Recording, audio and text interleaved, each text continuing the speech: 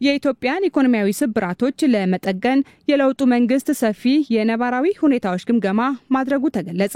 የመንግስት ኮሙኒኬሽን አገልግሎት ሚኒስትር ለገሰ ቱሉ ከኢቢሲ ኢትዮጵያ ቴሌቪዥን የጊዜ ግስ ፕሮግራም ጋር በነበራቸው ቆይታ ከኢኮኖሚያዊ ግምገማው አበይት ችግሮች መለየት መቻሉን አንስተዋል። የማክሮ ኢኮኖሚ ስብራት አመታትን የዘለቀ መሆኑና ታዊ ተጠቃሚነት ከጉድለቶቹ መካከል ዋነኞቹ ናቸው ብለዋል። የገበያ ጉድለቱ በኢትዮጵያ ትልቁ የኢኮኖሚ ችግር ሆኖ መዝለቁንም ገልጸዋል።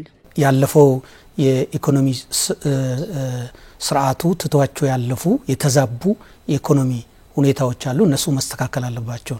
አንዱ የማክሮ ኢኮኖሚ ስብራት ነው።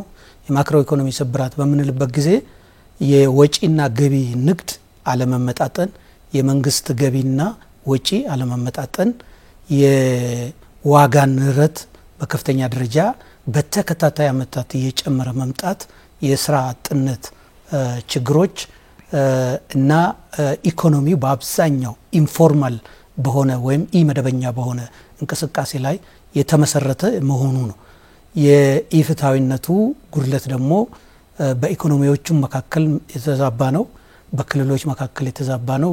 በአብዛኛው በመሰረተ ልማት ግንባታ ላይ የተመሰረተ ስለሆነ ኮመርሻል ሎን ጨምሮ በርካታ ብድሮች በሀገሪቱ ላይ ከፍተኛ ጫና ያሳረፉበት እና ኢኮኖሚው መነቃነቅ ሳይችል የማይችልበት ደረጃ የደረሰበት ወቅት ነው የነበረውና እነዚህን ከመሰረቱ መፍታት ያስፈልጋል የሚል ነው። በግምገማው የተለዩ የኢኮኖሚ ችግሮችን ከስር መሰረቱ ለመለወጥ የተሟላ ጠንካራ የማክሮ ኢኮኖሚ ፖሊሲ ያስፈልጋል መባሉን የጠቀሱት ሚኒስትሩ ፍትሃዊ ተጠቃሚነትን፣ የዘመነ ፋይናንስ ስርዓት፣ የመንግስትና የግል ባለሀብቱ በትብብር የሚሰራበት ጉድለቶች የሚሞሉበት እርምጃዎች መወሰዳቸውን አንስተዋል። በዚህም 5 ዋና ዋና ምሰሶች ያሉት ሀገር በቀል የኢኮኖሚ እቅድ ሊዘጋጅ ችሏል ብለዋል። አንደኛው ግብርና ራሱ ነው። ቁልፉ አንዱ እሱ ነው። ሁለተኛ ኢንዱስትሪ፣ ከኢንዱስትሪ ደግሞ ማኒፋክቸሪንግ ነው። ሶስተኛው ማዕድን ነው። አራተኛ ቱሪዝም ነው።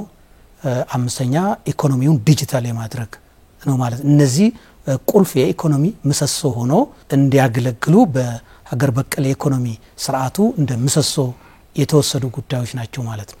እነዚህ ከየራሳቸው አኳያ የራሳቸው አቅጣጫ የራሳቸው ግብ ተቀምጦላቸው እንቅስቃሴ ነው የተደረገው ማለት ነው። ኢኮኖሚው በአጭር ጊዜ እንዲያድግና ከነበረበት ዓለም አቀፍ ጫና ለማላቀቅ በመንግስት ትኩረት ተሰጥቶበታል ብለዋል። ሀገሪቱ የተገበረችውን ሀገር በቀል የኢኮኖሚ ማሻሻያን ተከትሎ በርካታ ዓለም አቀፍና ሀገራዊ ፈተናዎች ተደቅነው ቢቆዩም ኢትዮጵያ ቀጣይነት ያለው እድገት አስመዝግባለች ነው የተባለው። የኢትዮጵያ ኢኮኖሚ እነዚህን ሁሉ ተቋቁሞ ሀገር በቀል አቅጣጫውን ማዕከል በማድረግ ላለፉት 7 አመታት ኦልሞስት ወደ 7% የሚጠጋ ቀጣይነት ያለው የኢኮኖሚ እድገት ያስመዘገበበት ሁኔታ ነው የተፈጠረው።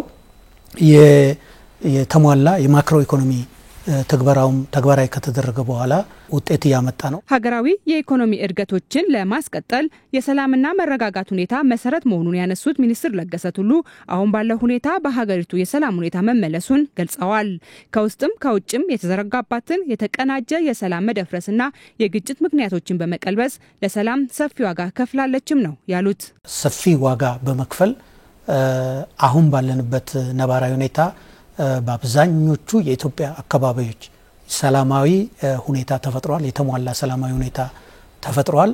ይሄን ማጠናከርና ማጽናት ያስፈልጋል። ከዛ አልፎ አንዳንድ በተለያዩ አካባቢዎች የሚታዩ ውስን አካባቢዎች ማለት ነው የሚታዩ ችግሮች አሉ። እነዚህንም ችግሮች ለመፍታት መንግስት ሰፋፊ ስራ እየሰራ ነው።